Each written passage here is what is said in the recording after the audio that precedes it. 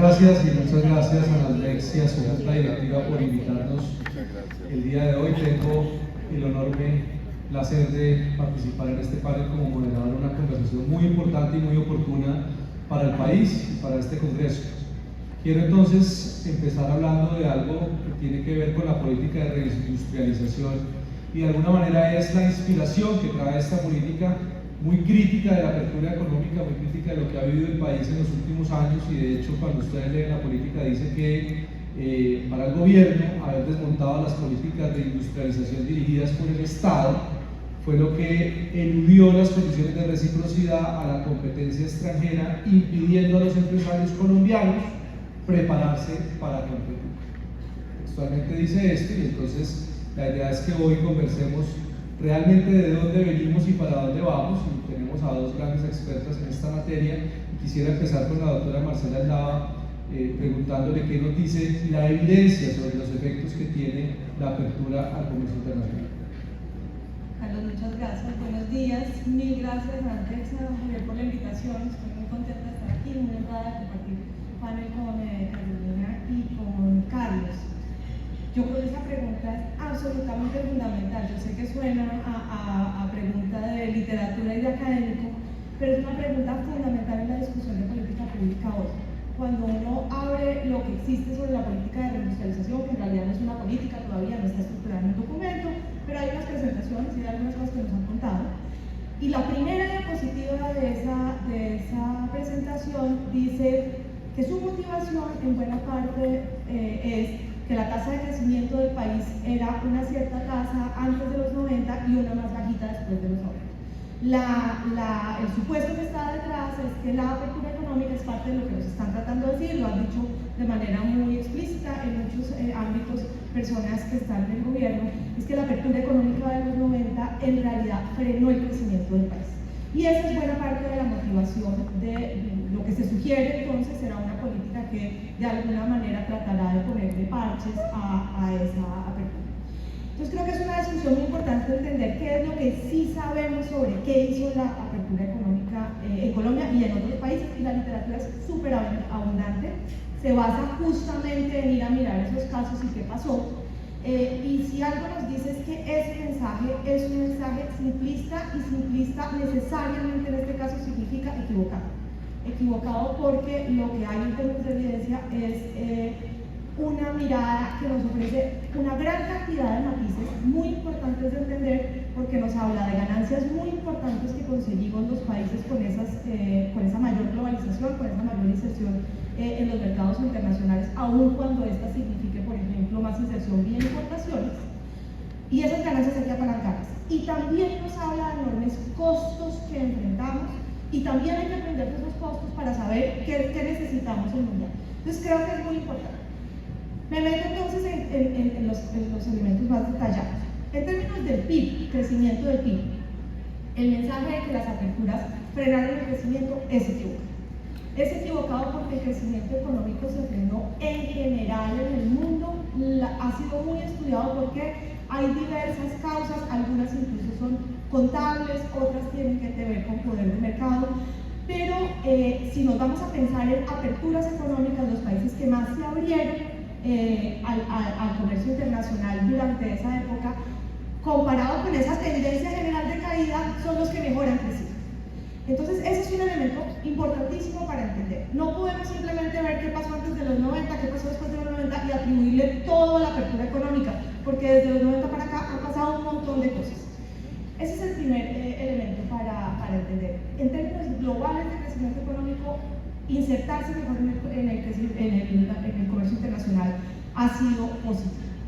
También ha sido positivo en lo que todos vemos todos los días, y es que en la calle hay, por ejemplo, carros más modernos, más en la frontera de donde estamos, que hay un acceso más equitativo a los bienes más en la frontera tecnológica. Por ejemplo, todo el mundo tiene un celular. Antes de los 90 pues no había celulares, pero había televisores, y no en todas las casas había acceso a los televisores.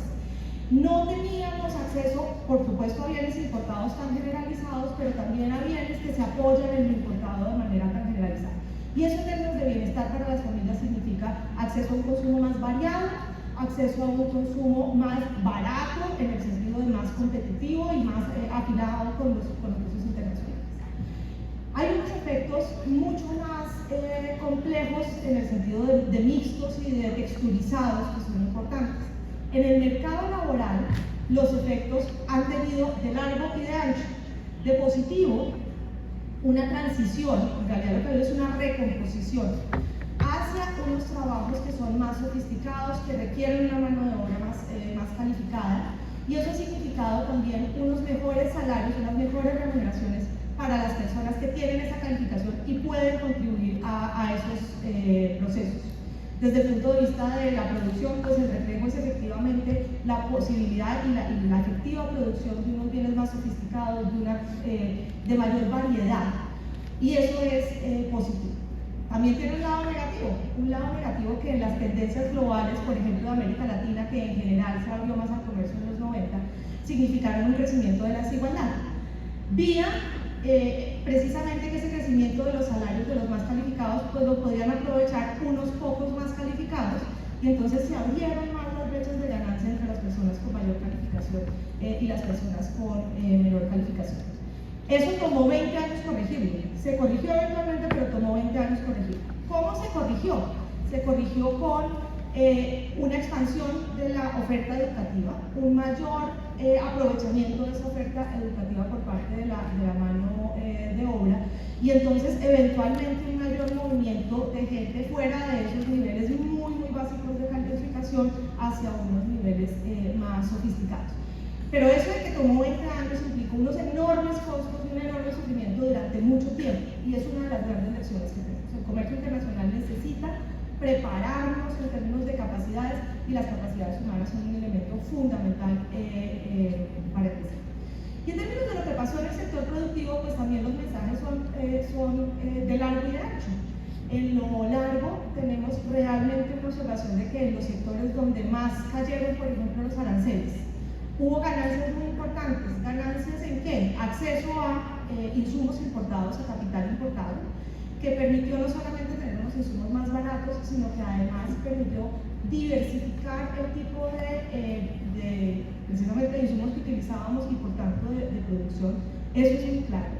También es muy claro que eso, en conjunto con la presión competitiva, llevó a los triunfadores de ese proceso dentro del país a volverse más productivos, y entonces las empresas que más enfrentaron esa competencia y que ya tenían unas capacidades de base se volvieron mucho más productivas.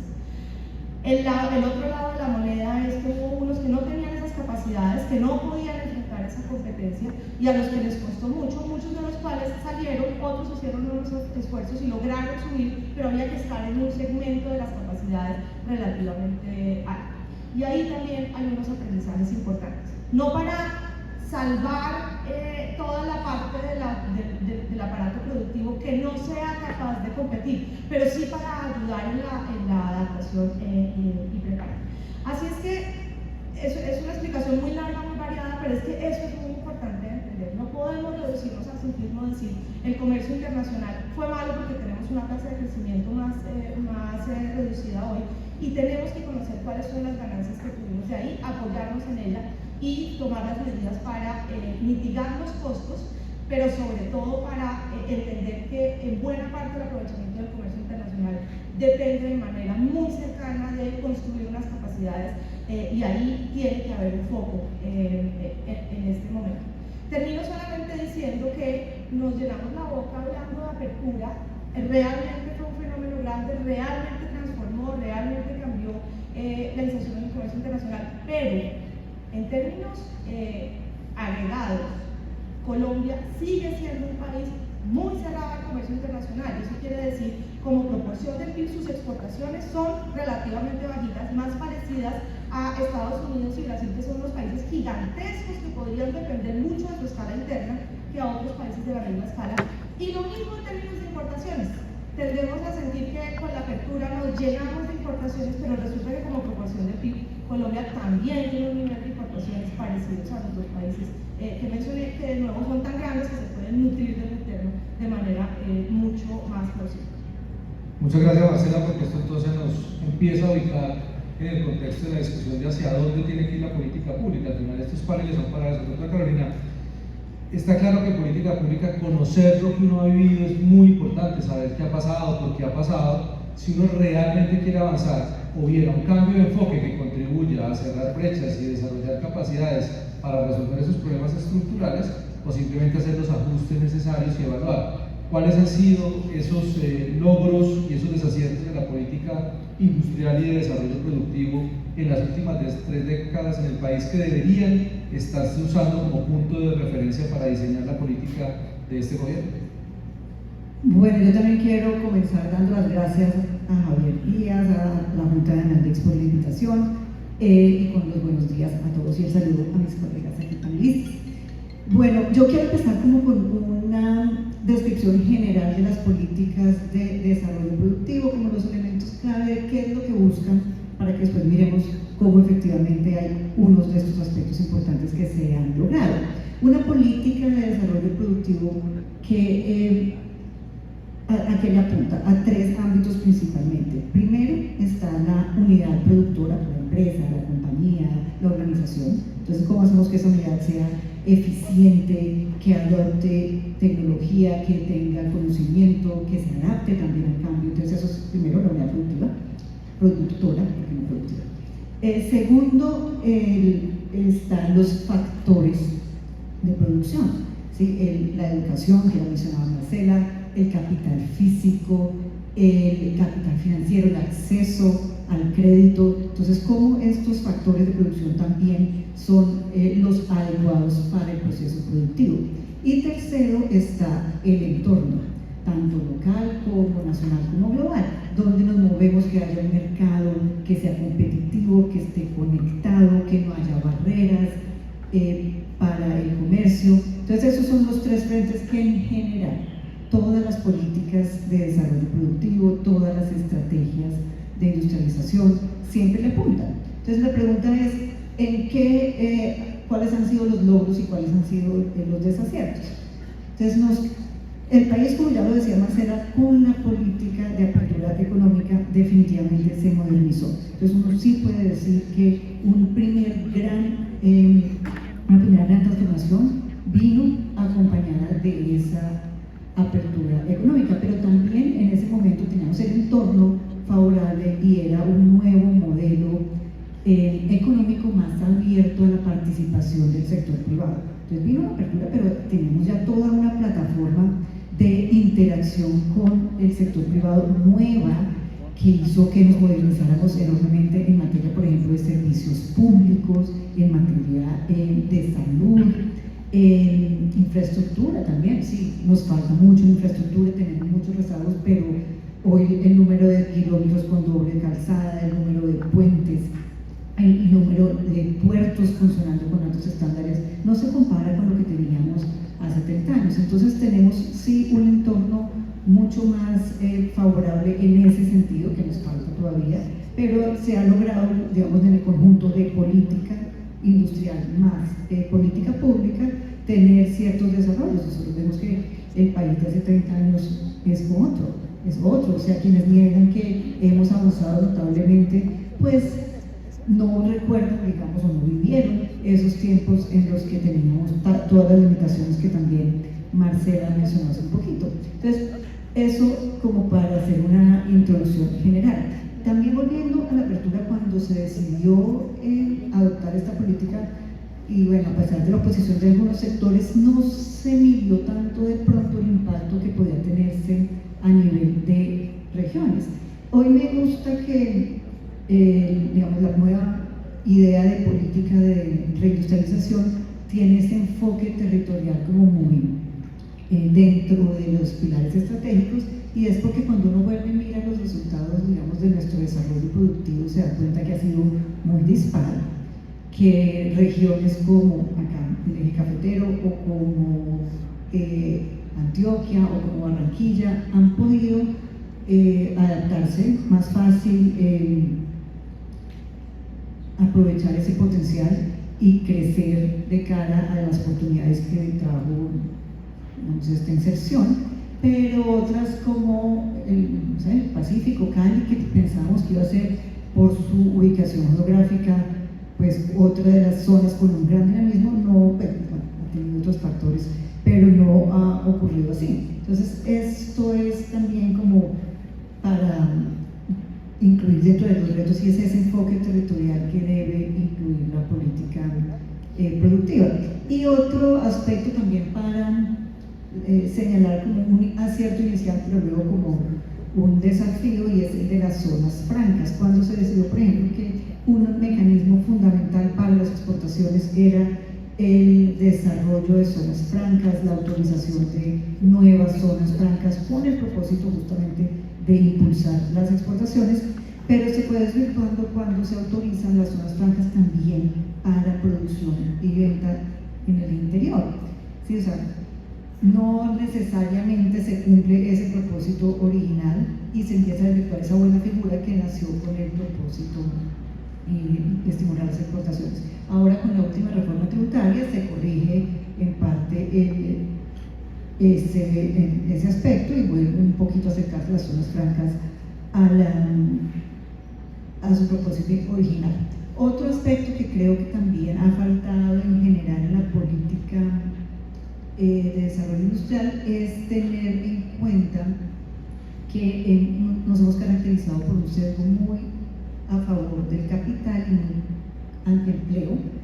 Ya Marcela también lo mencionaba, se dan como estas capacitaciones, este crecimiento en la parte de educación, un mayor capital educativo que no encuentra una correspondencia en el sector productivo, y los estímulos se habían venido fijando más hacia el capital, deducciones de capital, mientras de otro lado se hacía más caro la formalización. Entonces hemos tenido un poquito de disparidad también a favor del capital en contra del empleo, que se ha venido esto corrigiendo un poco de forma natural.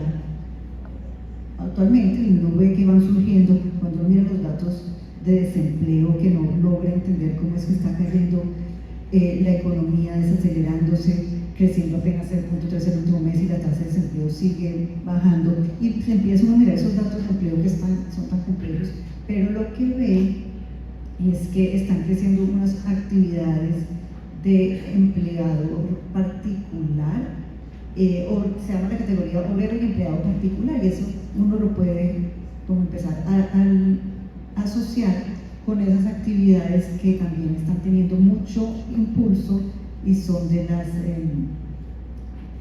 tecnologías y las actividades donde hay un capital humano especializado, un trabajo calificado que está exportando su trabajo. Entonces uno ve casos acá en Pereira, en Medellín, en Barranquilla, que me gusta traer esos ejemplos a colación. Cada vez hay más gente trabajando para firmas en el exterior, y esto no se ve, digamos, registrado en las políticas que se están trabajando actualmente. Entonces lo que toca, para recapitular, es seguir trabajando en los mismos tres frentes de siempre, que tengamos unidades productivas, en que tengamos acceso a los factores productivos y en que tengamos un entorno positivo donde se tenga en cuenta la realidad del mercado actual. Muchas gracias. Y como está de moda el cambio, entonces yo ahora voy a hacer un cambio en el orden de respuesta.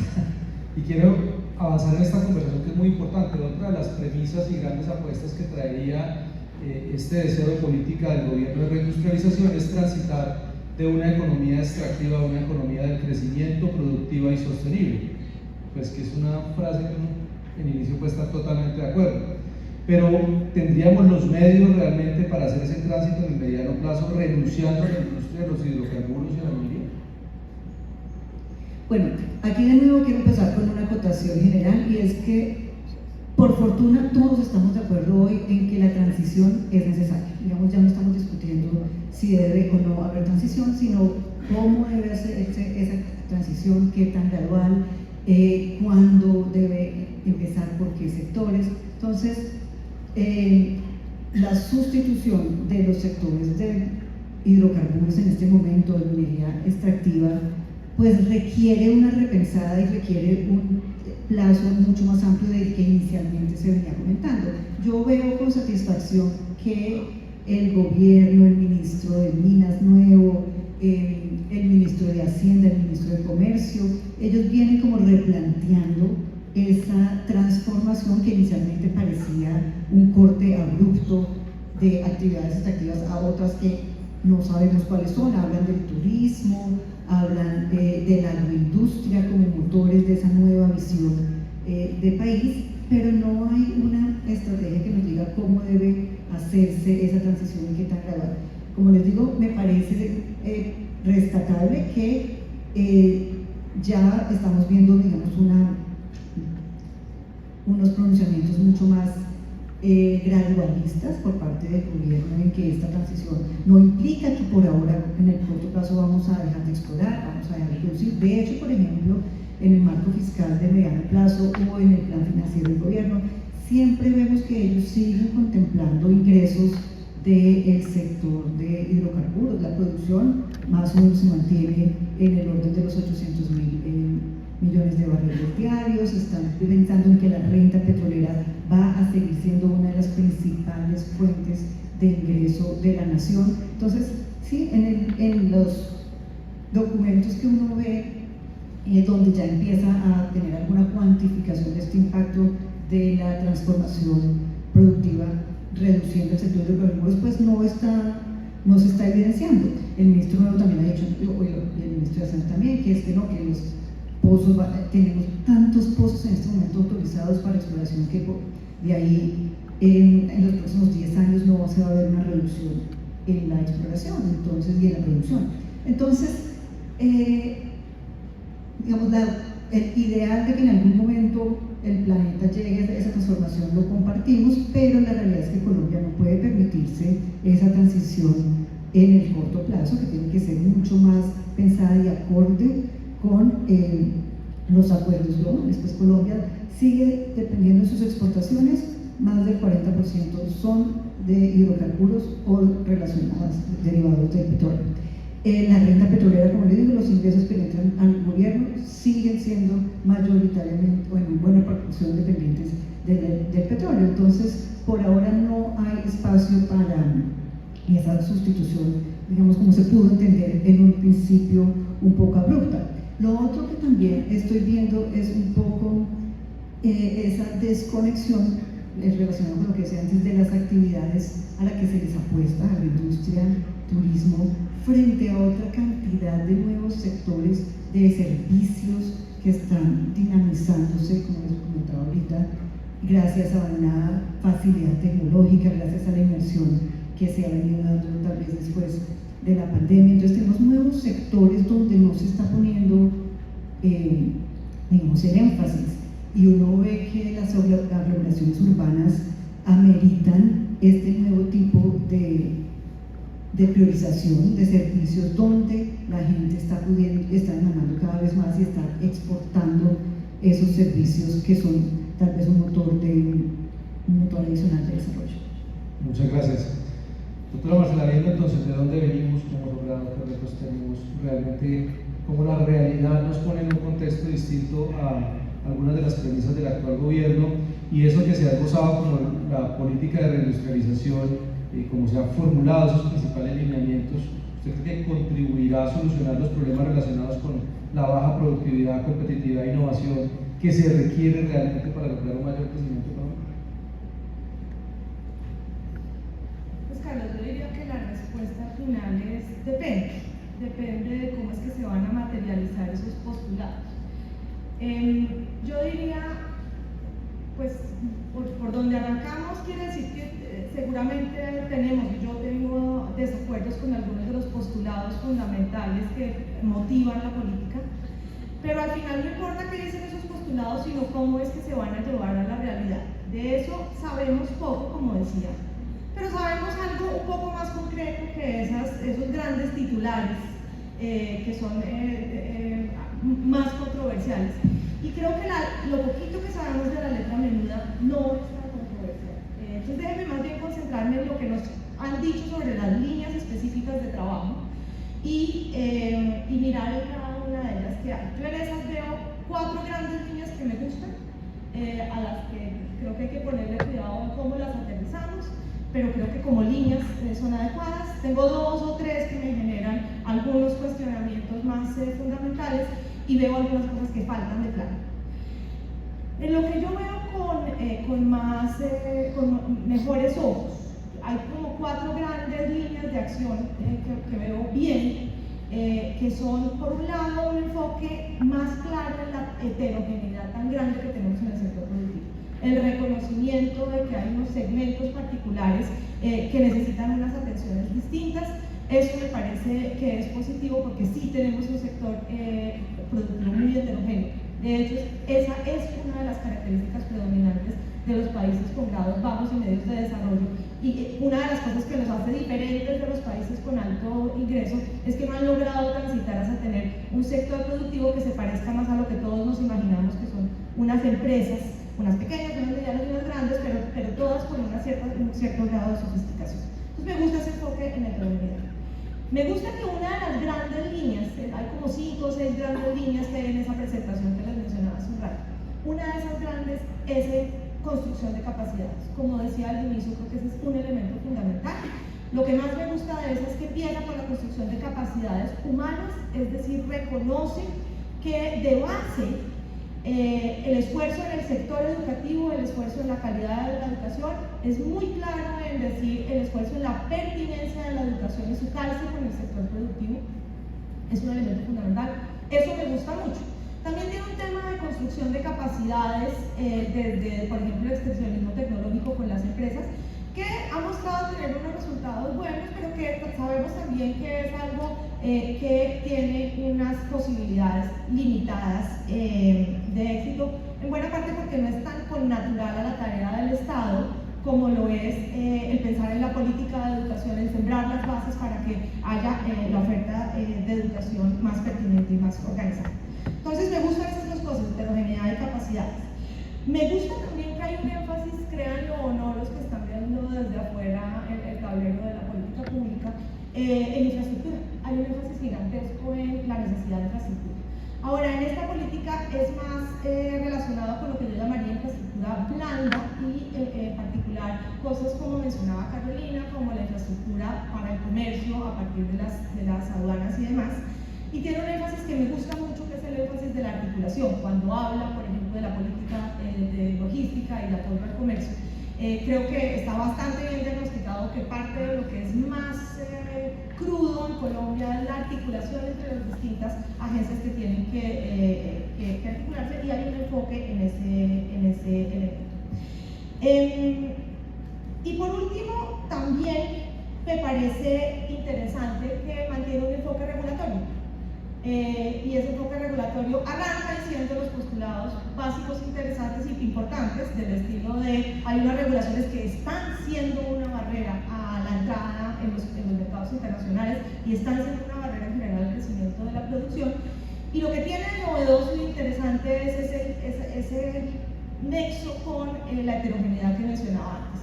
Es el reconocimiento de que esas barreras regulatorias son particularmente pronunciadas y particularmente difíciles para unos ciertos segmentos productivos, y sugiere como una cierta disposición a pensar esa regulación de manera más texturizada para responder a las necesidades de distintos segmentos. Esas cosas las veo positivas.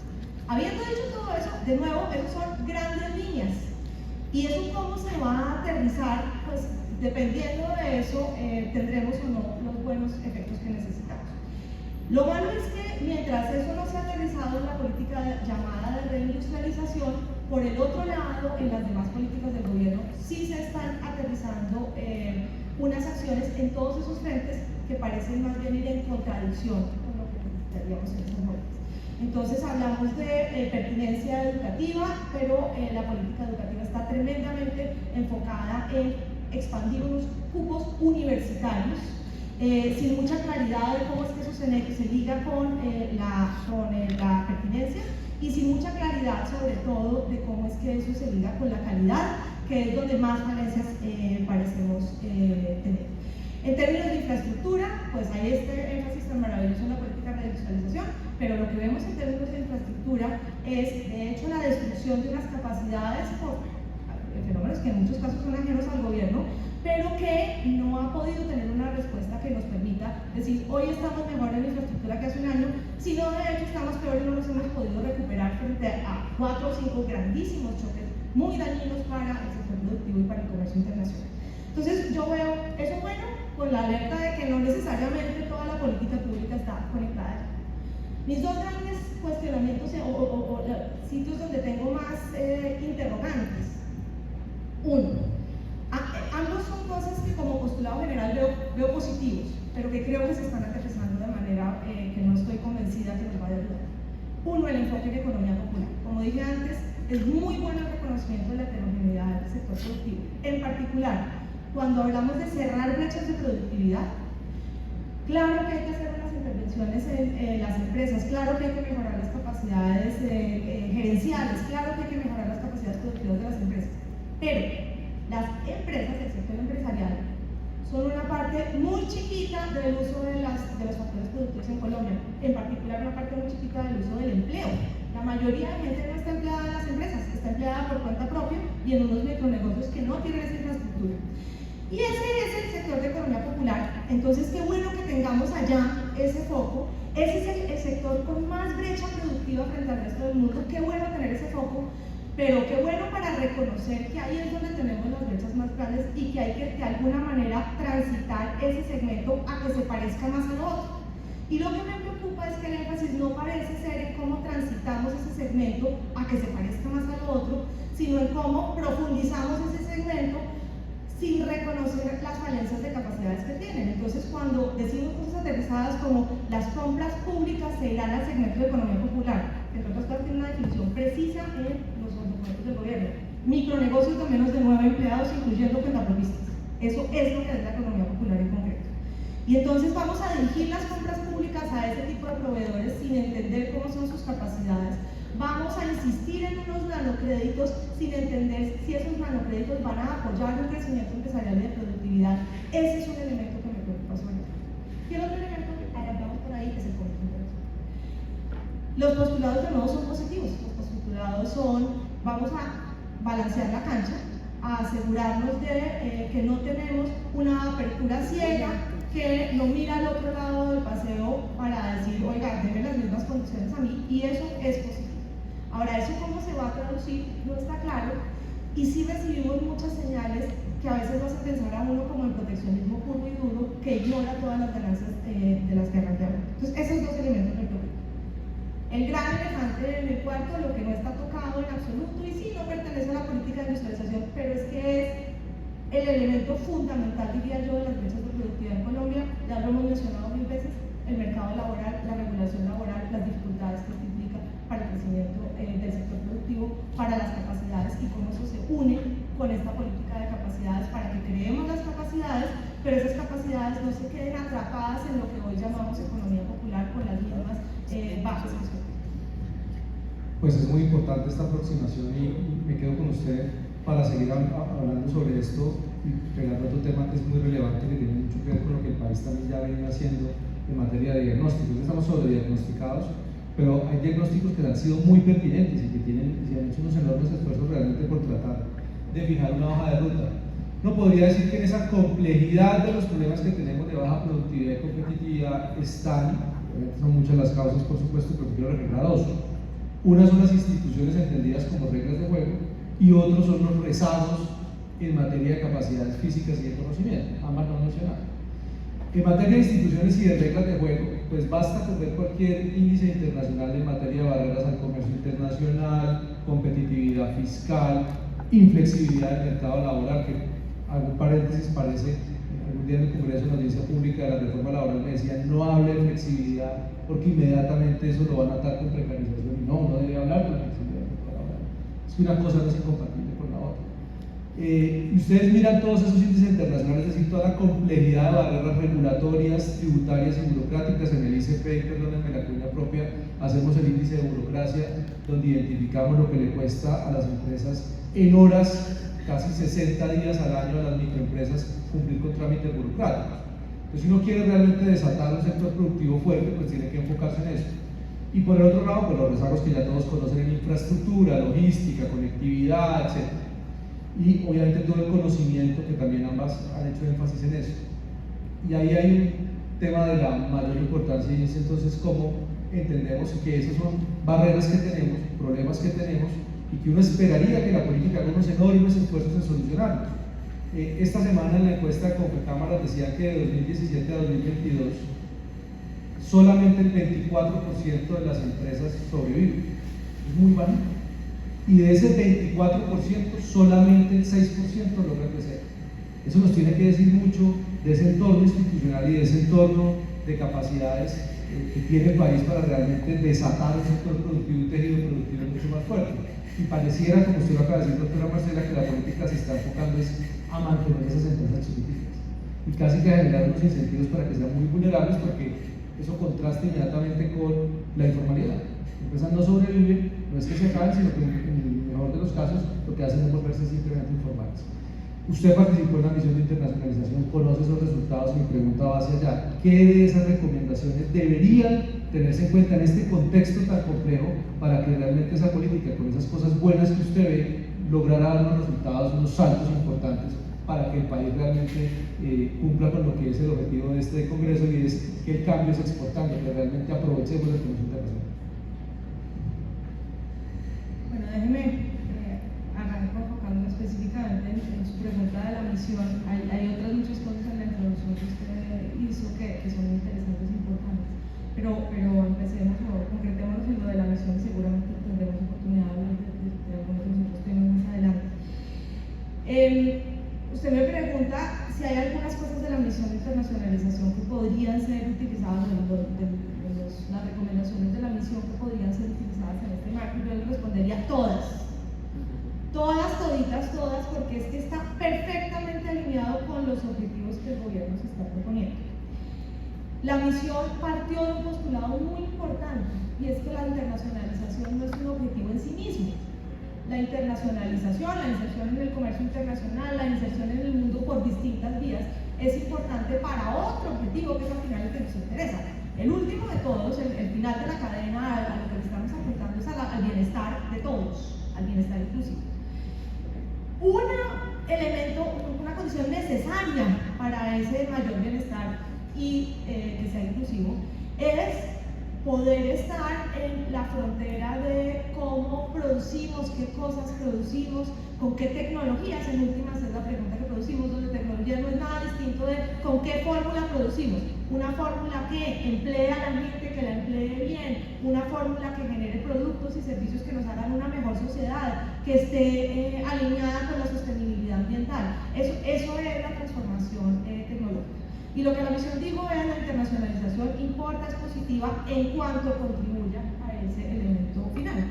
Yo empecé por decir, el comercio internacional, en este panel, el comercio internacional tiene unos elementos que son muy benéficos para esa mejora de productividad, pero la misión dijo, hay mucho más. En el comercio internacional es un elemento de internacionalización que le apunta al progreso tecnológico y productivo del país, pero hay otros elementos de la internacionalización que le apuntan. Total, en términos de objetivos, la misión le está apuntando a aquello que el gobierno está diciendo: sofistiquemos, mejoremos productividad. Eso es lo que el gobierno también está diciendo, como lo hemos dicho, ¿no?, todos los gobiernos y demás en los últimos 20 años. Esto de sofisticarnos,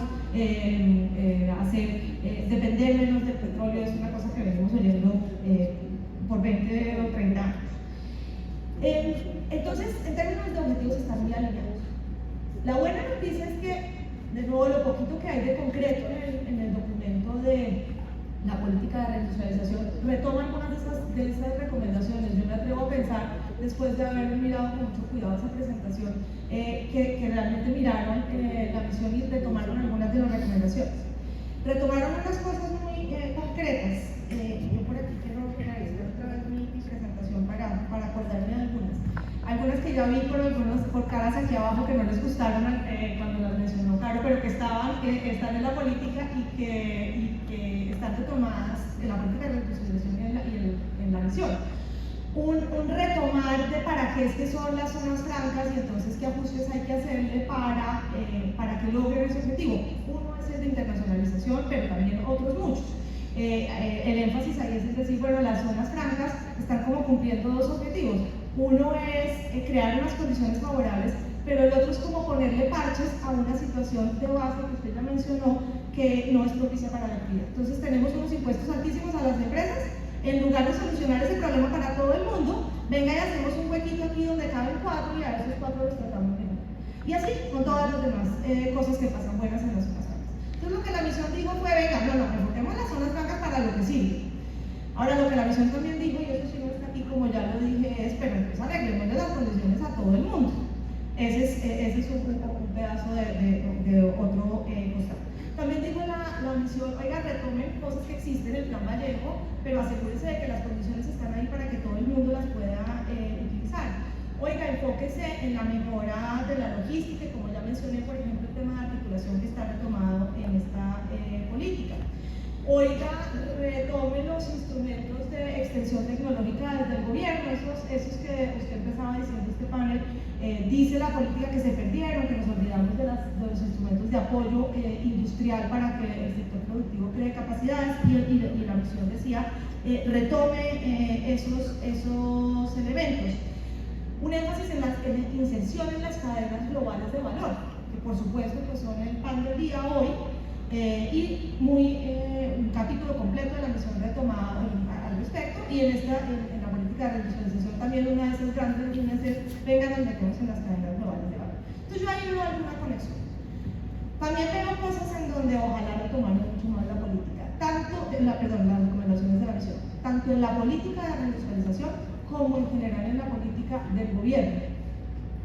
Algunas de esas son recomendaciones muy puntuales, entonces pues sí, se recupera el énfasis, por ejemplo, en las aduanas, en los procesos logísticos, pero muchas de las recomendaciones concretas no están en ese documento de política de reindustrialización y ojalá estén en lo que sea que lo convierta en una realidad, que me imagino será un COMPES, que ojalá veamos más pronto que tarde, y en unas acciones concretas. Mucho más allá de la articulación en temas de apropiación tecnológica, en temas más concretos de funcionamiento de las ventanillas únicas, más generalizados, unas recomendaciones concretas para hacer la figura del operador económico autorizado mucho más generalizada. De nuevo, en lugar de que sean 3 gatos que pueden tener unas condiciones razonables de comercio, que tengamos un acceso mucho más generalizado a esas condiciones razonables. Algo que no está en la política de reindustrialización, aunque todos creemos que sí, tanto que nosotras ya lo hemos mencionado aquí como que sí estuviera, y que está en la misión de internacionalización, es el énfasis en el sector turismo como una apuesta. Créanlo o no, en lo que sí está inscrito en concreto en la política de reindustrialización, el sector turismo, que nos lo han mencionado en todos los posibles escenarios, ahí no está. Y yo le pregunté a la viceministra y me dijo, sí, en efecto no está.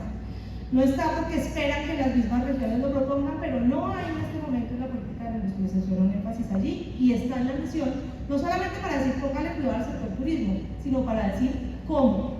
Y el cómo es con capacidades avanzadas, que sí se apoye en las riquezas que tenemos, en lo cultural, en las comunidades, pero que lo haga no simplemente diciendo vamos a irnos a hacer lo que ya tienen las comunidades, sino que vamos a transformar unas capacidades para que estemos hablando de un turismo, de un perfil que realmente transforme de manera positiva, que genere altos ingresos y que genere y que sea compatible con la protección ambiental.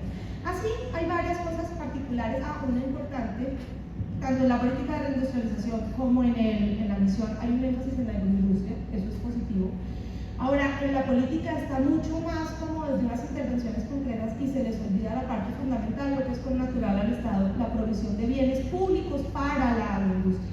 Y eso quiere decir seguridad jurídica sobre la propiedad.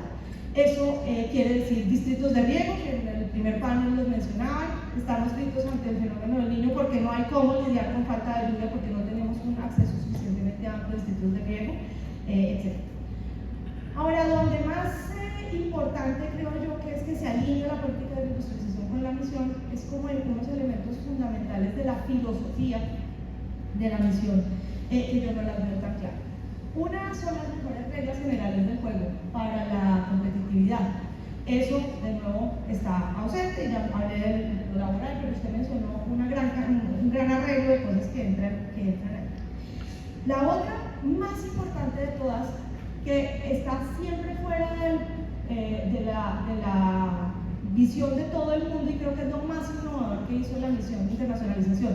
De hecho, es el primer capítulo del informe de la misión de internacionalización, algo que el gobierno del momento ni pensó cuando nos comisionó para hablar de eso. Ese es un énfasis en la internacionalización humana, en personas. Lo que la misión diagnosticó es que donde más cortico está Colombia es en su capacidad de absorber talento extranjero, que es fundamental para la transferencia tecnológica, es fundamental para aprender qué tenemos de afuera, para traer otras tecnologías. Y eso funciona, por supuesto, en las dos vías. Colombia no solo está mal en ser capaz de absorber gente de afuera, sino que mandando un mundo de gente para el otro lado, es incapaz de apoyarse en ese talento que tiene afuera. Entonces, la misión tiene un diagnóstico muy cuidadoso desde la política pública, literalmente de migración, dónde estamos corticos en Colombia, qué es lo que habría que hacer, e incluso el gobierno pasado dejó un compás ahí planteado. Eso está desaparecido de la política de reindustrialización, está desaparecido de la conversación del gobierno, pero aquellos de ustedes que están en empresas o en organizaciones como estoy yo en la Universidad de los Andes, saben que en la realidad de la política del actual gobierno en términos de migración, en realidad la cosa se ha vuelto más difícil. Y entonces sacar la visa del empleado de afuera está más difícil y se está demorando más, y hay gente que se está teniendo que devolver y ahora les toca certificar unas cosas que no tenían que certificar antes. Así es que, de nuevo, en las realidades de lo que vemos de la política, de lo que está pasando en la tierra del gobierno, yo veo una distancia muy grande. Y otros dos elementos de filosofía importantes. El comercio es fundamental para la internacionalización, por supuesto, y por tanto para la adquisición de tecnologías y la modernización y la productividad, pero la misión es muy clara en decir, eso es en las dos vías. No solo las exportaciones son muy importantes, sino las importaciones, sobre todo en un contexto de cadenas globales de valor. ¿Qué es estar en una cadena global de valor? Importar, producir y exportar.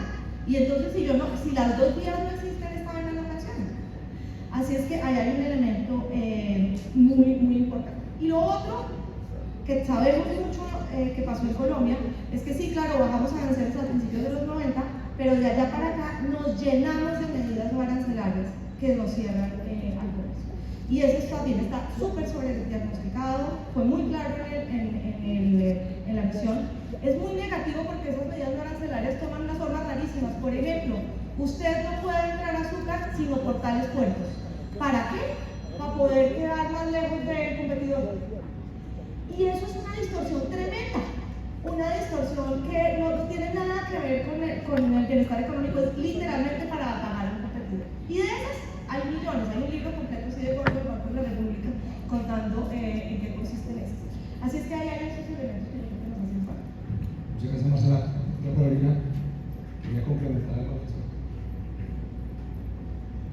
Yo quisiera hacer ese énfasis en lo que dice Marcela, de que muchos de los elementos de la política de reindustrialización se retoman de la misión de internacionalización, pero también se retoman de la política de desarrollo productivo, pero también se retoman de las estrategias de sectores de talla mundial que venían antes. Entonces, lo que aquí veo de esta iniciativa de la política de reindustrialización es que coincide en esos elementos. La política dice que quiere que tengamos un país con un aparato productivo sostenible, basado en el conocimiento, capaz de absorber la transformación tecnológica y capaz de incluir a esa población que hoy se encuentra por fuera del aparato formal. Entonces, este último énfasis es lo que me parece novedoso, o sea, la parte de la inclusión de la economía popular, que ya lo mencionó Marcela, es lo único distinto a los diagnósticos previos. Más bien, el diagnóstico es el mismo, la única estrategia distinta es esta, porque el resto lo decía la Marcela, está la agroindustria, están las vías terciarias, que es donde quiere concentrarse, está el tema de salud, que Colombia sea un productor de medicamentos, vacunas, es una buena apuesta. Y el tema de seguridad alimentaria, que también se menciona ahí dentro de la presentación. Pero digamos que en el diagnóstico coincidimos, estamos sobrediagnosticados, lo decía ya Carlos, pero de nuevo retomando un punto que hacía Marcela, me parece que cuando vamos a las políticas que ya vamos conociendo, porque esta política de reindustrialización es una idea, está en construcción, hay unas presentaciones, pero no hay una política. De hecho, cuando uno mira en los COMPES, que yo estaba mirando para esa presentación, cuáles tenían política, pues no hay COMPES. Hay COMPES de trámite, no hay COMPES de ninguna política que uno pueda examinar cuáles son todos esos elementos, y lo que uno ve con lo que dice el ministro de Comercio, con lo que dice el director de Planeación, es que están construyendo esta nueva política con esa visión similar a lo que planteaban los diagnósticos anteriores de la necesidad de tener un aparato productivo capaz de transformarse rápidamente, absorber conocimiento y ser sostenible. Entonces en eso coincidimos, pero cuando ve uno lo que sí materializan, que son las reformas laboral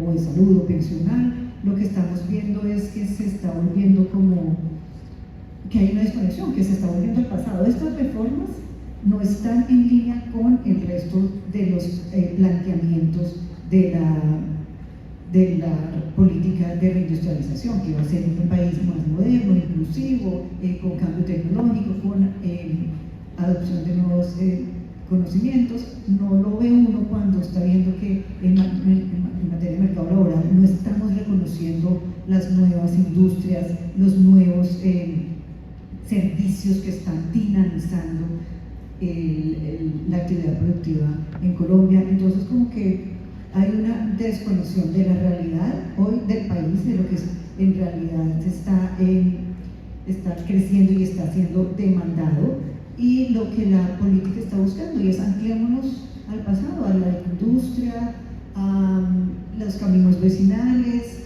y en un esquema además de trabajo que no es el que hoy necesitamos para una economía moderna. Entonces, sí, ya vemos que en la reforma laboral algo se está tratando de modificar con las plataformas tecnológicas, pero en general la reforma laboral, Marcelo es un experto en el tema, pues es más como una cantidad de condiciones para quienes hoy ostentan un empleo formal, unos beneficios, casi que un pliego sindical, digamos, para los que hoy gozan del beneficio de un empleo formal, pero el resto de la economía, los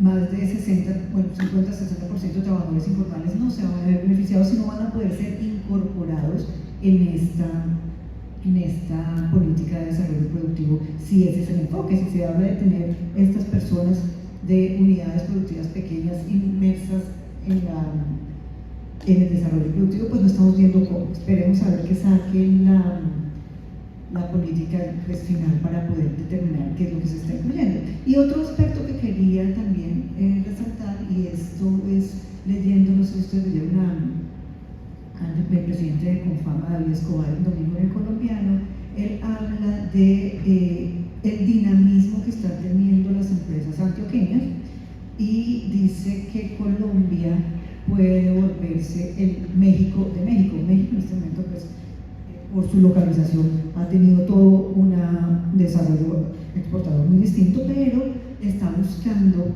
nuevas alianzas, nuevos insumos, y Colombia, por su posición geográfica, por su afinidad con México, puede también ser uno de los principales proveedores, y ahí hay una oportunidad que ya se está aprovechando por varias de las firmas, en particular en Antioquia. Entonces, yo lo que veo es un dinamismo en todo caso de nuestro sector. Ya lo decía José Ignacio López, que ya se fue, que Colombia tiene una capacidad de responder o de resiliencia muy fuerte, y ya lo vimos en la pandemia, y lo que estoy viendo ahorita de pronto es que Colombia puede ser más que resiliente, puede ser antifrágil. No sé si es ese término, que es que de la antifragilidad, que cuando se somete un sistema a mucho estrés, responde no volviendo al nivel inicial, sino a un nivel superior.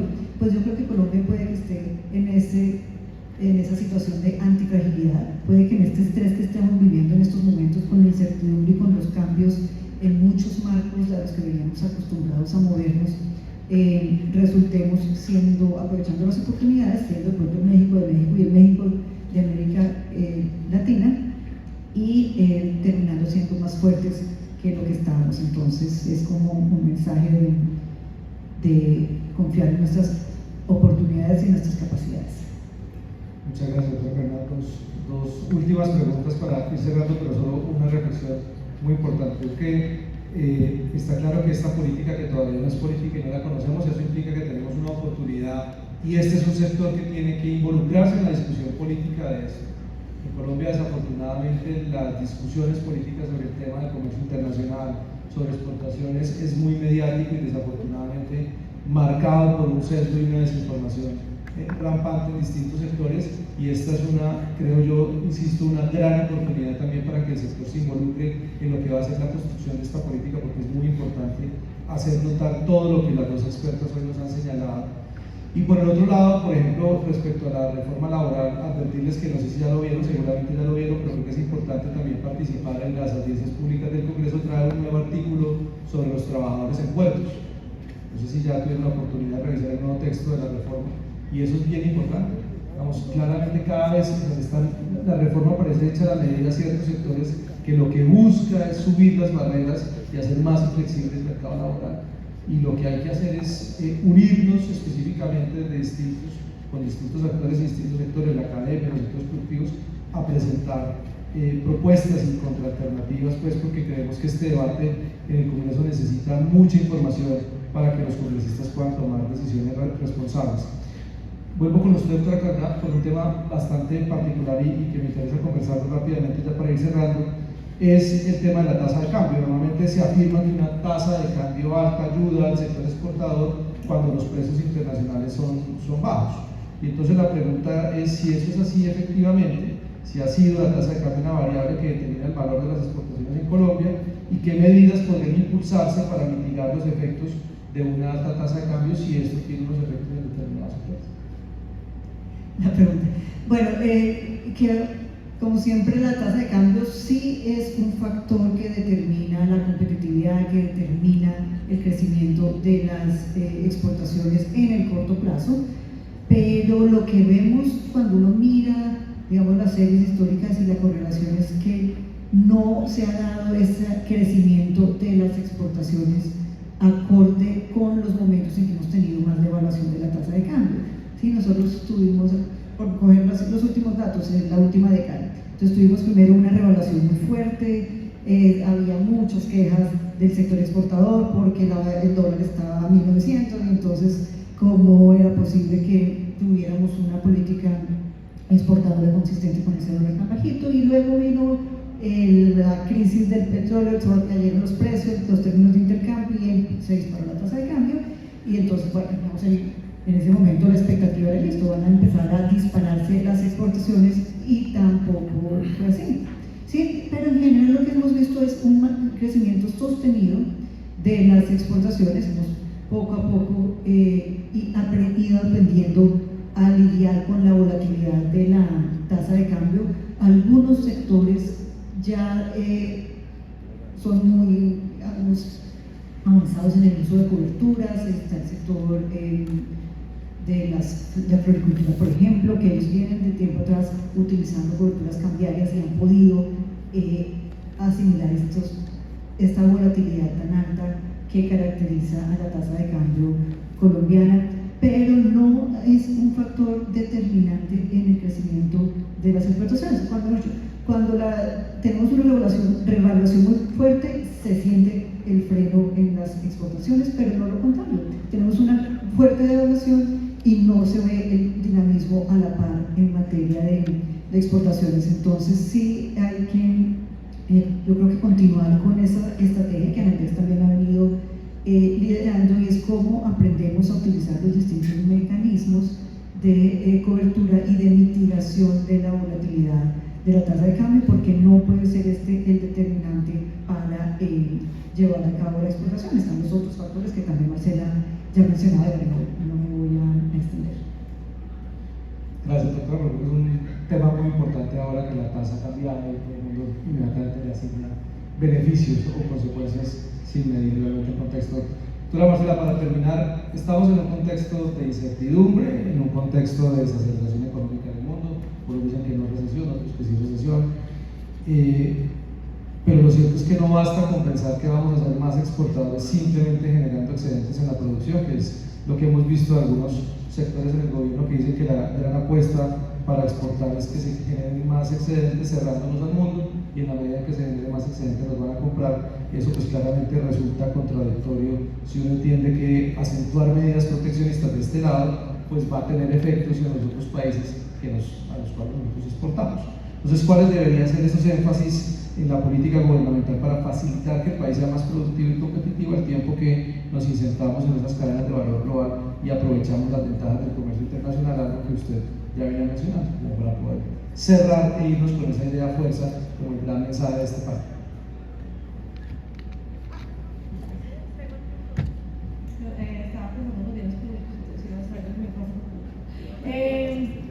Eso. A ver, esa pregunta de cómo hacemos para hacer una transformación productiva, yo creo que siempre es la pregunta del millón, porque en últimas los problemas que nos preocupan para el bienestar de los colombianos tienen que ver con la capacidad, por un lado, de crecer, de tener una economía que es más rica, por el otro lado, de que ese crecimiento sea inclusivo, que no lo ha sido, sin ser un crecimiento notorio, lo poquito que ha habido no ha sido inclusivo, y tercero, que todo eso sea consistente con la sostenibilidad a largo plazo, en particular la sostenibilidad ambiental. Entonces, estamos hablando de la pregunta del millón. Y yo creo que parte de lo que nos ha faltado en la discusión es mantenernos disciplinados en ver el diagnóstico de las grandes falencias. Por supuesto, hay 50.000 dimensiones aquí, en todas vamos a encontrar huequitas para apuntar, pero ¿cuáles son las grandes fuerzas? ¿Cuáles son los grandes engranajes que nos fallan? Yo creo que nos falta esa mirada. Y ese es, digamos, el problema que yo me he dedicado a estudiar para Colombia y para muchos otros países. Mi conclusión, en donde voy en este momento en entender eso, tiene los siguientes elementos. De alguna manera los hemos mencionado todos aquí. El primero y el más grande es que tenemos que entender que nuestra brecha de productividad, de nuevo, no es la misma en toda la economía colombiana, y entonces no podemos apuntarle a todas partes con el mismo énfasis. La brecha más grande de bienestar, la brecha más grande asociada al bienestar, de ingreso de las personas, la brecha más grande asociada a todo eso de la productividad, está en el segmento que uno puede llamarlo, por ejemplo, el segmento de la economía informal. Claro, eso tiene un problema de informalidad, pero más allá de eso es que es la manifestación, la informalidad es la manifestación de unos problemas de base. ¿Por qué es lo más grande en términos de magnitud? Pues porque es el 60% de la gente. Y ese 60% de la gente, en su gran mayoría, está viviendo con unos niveles muy bajitos de ingreso. Está, casi por definición, en los 5 deciles inferiores de ingreso del país, y los 5 deciles inferiores de ingreso del país tienen una buena parte que está en condición de pobreza. Es decir, no pueden comer lo mínimo que necesita una persona para tener un estatus de vida razonable. Entonces estamos hablando de unas brechas que deberían ser indignantes, inaceptables, y donde deberíamos concentrarnos. La pregunta es, ¿cómo se cambia? Se cambia se cambia por supuesto con un énfasis en la economía popular, porque es que coincide en buena parte con la informalidad. Pero de nuevo, para transformarlo y para proveer unas capacidades distintas. Entonces, creo que lo primero que hay que entender es, ahí hay que hacer un énfasis gigantesco, y hay que entender dónde están las raíces de ese problema. Y ese problema tiene una raíz que ya mencionamos en capacidades básicas, otra raíz que ya mencionamos en que, dadas unas ciertas capacidades, es decir, una gran cantidad de personas que no tienen las capacidades, los talentos adquiridos a través, por ejemplo, del sistema educativo, para realmente insertarse en actividades productivas que les generen unos proyectos de vida interesantes, unos niveles de ingreso razonables, se arregla un pedazo por el aparato educativo, pero una vez eso se arregle, pues necesitamos que eso pueda ser absorbido por otro tipo de empleos. Por unos empleos que, sí, hoy llamamos formales, pero se llaman formales porque es que están en un aparato productivo que es capaz de generar las condiciones para cumplir con lo que se necesita para esa formalidad, y más allá de si cumplen o no regulaciones, para pagar unos salarios razonables, para proveer una estabilidad laboral, para proveer unas condiciones de trabajo que sean proclives a la generación de productividad, pero también al bienestar de las personas. Entonces, ese es un elemento gigantesco que no se nos puede perder de vista. Insisto mucho en él porque en las políticas de desarrollo productivo, cuando nos vamos a la primera dimensión de Carolina, vamos a mirar las unidades productivas, sin falta, todos los COMPES que sí se han producido, todo lo que se ha escrito, piensa en cómo intervengo en las empresas. Y ahí no es donde están las fallas más grandes. Claro que hay que hacer una transformación del sector empresarial, pero ahí no está la mayoría de gente. Entonces, el primer objetivo tendría que ser que es que el sector empresarial sea más grande, que absorba más fuerza laboral, que menos personas sean cuentapropistas, menos personas estén en micronegocios y más personas puedan tener las capacidades y estar en el ambiente que les permita ser empleados por un aparato productivo que sí les genera unas condiciones de vida y de trabajo que son mucho más favorables. Ese es un primer elemento que está absolutamente perdido de esta política de reindustrialización y de todas las políticas de desarrollo productivo hacia atrás. La informalidad se ha tratado como un problema social, no como un problema de transformación productiva. Ese es... Interrumpirte, y es que fíjense que lo que nos está usando también esta economía popular es que todos los micro empresarios populares sean emprendedores, y no necesariamente es lo que ellos quieren, sino lo que les ha tocado. ¿Sí? Entonces esta economía de subsistencia llevada al emprendedurismo, pues no necesariamente es lo que queremos. Entonces lo que dice Marcela, ¿cómo ampliamos el sector empresarial para que pueda absorber a muchas personas que lo que quieren es tener un trabajo y un ingreso digno? Absolutamente, yo creo que ese punto de Carolina es absolutamente fundamental. De hecho tenemos normas, leyes que nos obligan a hacer un énfasis en el emprendimiento. Los currículos de los colegios tienen que tener una formación en emprendimiento. De alguna manera convertimos el emprendimiento per se en un valor social. Ustedes saben que Colombia es uno de los 3 países con más emprendimiento en el mundo, según los rankings, porque tenemos muchísimos emprendedores y más mujeres emprendedoras. ¿Por qué? Porque es que el señor que vende aguacate en la calle es un emprendedor. En las cuentas está contado, es un emprendedor. Entonces tenemos una visión del emprendimiento que idealiza lo que no es el emprendimiento que nosotros tenemos. Por supuesto que necesitamos emprendedores transformacionales. De hecho, hace mucho rato dije que el crecimiento en el mundo venía cayendo, en todo el mundo, y que había muchas razones. Una de las razones es que hay menos emprendedores, pero no emprendedores como lo que es la mayoría de los emprendedores en Colombia, sino como lo que son unos pocos emprendedores de Colombia, algunos de los cuales están sentados aquí. Entonces, yo completamente de acuerdo. Yo creo que necesitamos afinar, entender que le ponemos nombres bonitos a unos fenómenos que necesitamos entender, que son prevalentes, que son importantísimos, pero que no podemos idealizar sin entenderlos y sin movernos en la dirección que necesitamos que se muevan. Necesitamos, quiero decir, en el sentido de que esas personas que están ahí, si las idealizamos, si idealizamos su condición, estamos sembrando la semilla para no poder transformar una condición que, como dice Carolina, no está siendo satisfactoria. Entonces, ahí hay un elemento de la política de desarrollo productivo que ha estado perdido y que tiene que entrar. En últimas, yo creo que en español es muy fácil ponerlo. Necesitamos más gente que tenga trabajos asalariados de buena calidad, las capacidades para entrar ahí y ser absorbido. Y eso quiere decir también un aparato productivo empresarial más grande. De hecho, ¿saben dónde está la mayor brecha de aparato productivo nuestro? En las pequeñas y medianas empresas. No tenemos claro, tenemos muchas menos empresas grandes y muchas menos gente trabajando en empresas grandes que, por ejemplo, Estados Unidos, pero donde más tenemos brecha comparado con Japón, Estados Unidos, Francia, Alemania. Nombro a Francia porque es un país donde ha habido mucho énfasis en lo colectivo.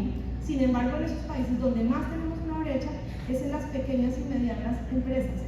¿Por qué? ¿Dónde estamos mandando que no es pequeño y mediano? Estamos mandando al micronegocio.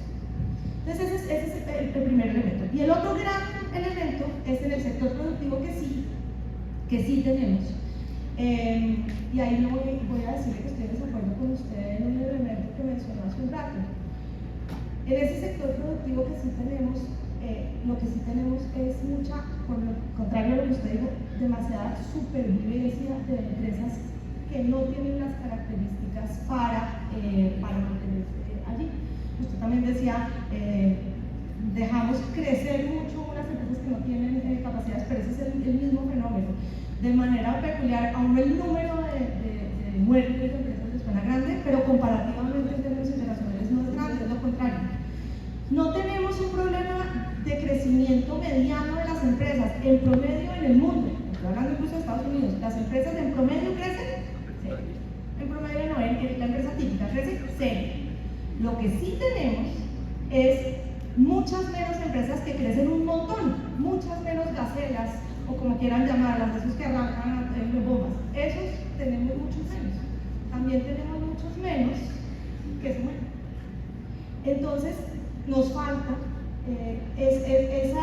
tener los espacios para tener esos grandes crecimientos.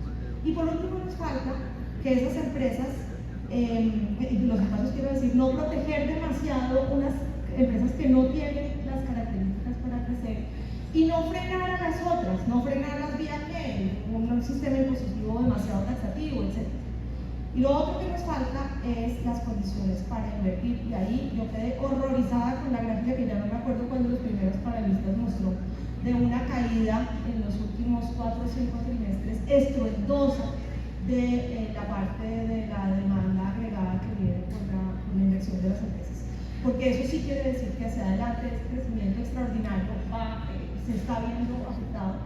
¿Y qué nos falta ahí? Un bien público fundamental que se llama confianza.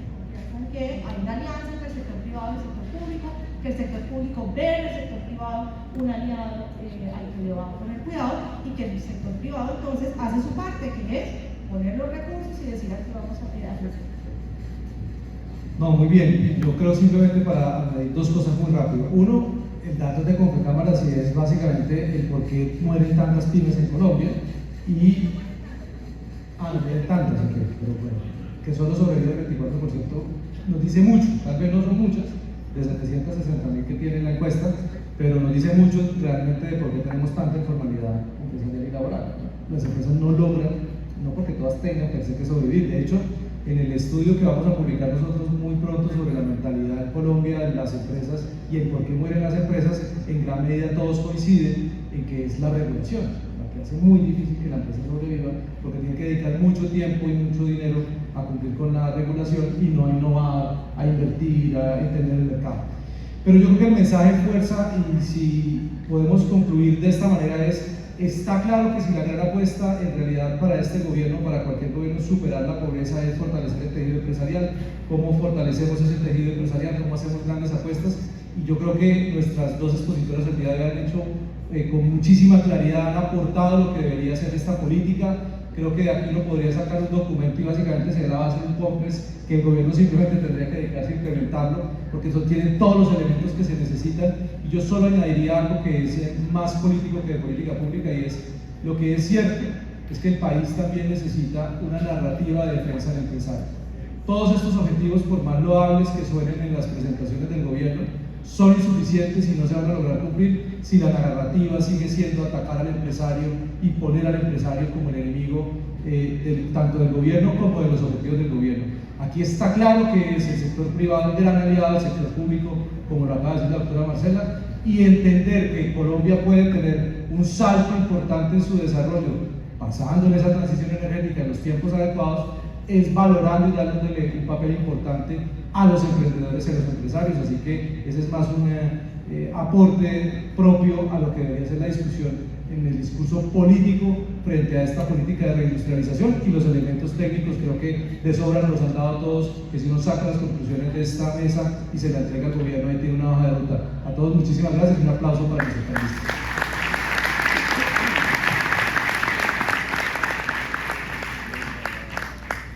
Muchas gracias a Marcela, a Carolina y a nuestro moderador Carlos Augusto por estas reflexiones, estos mensajes.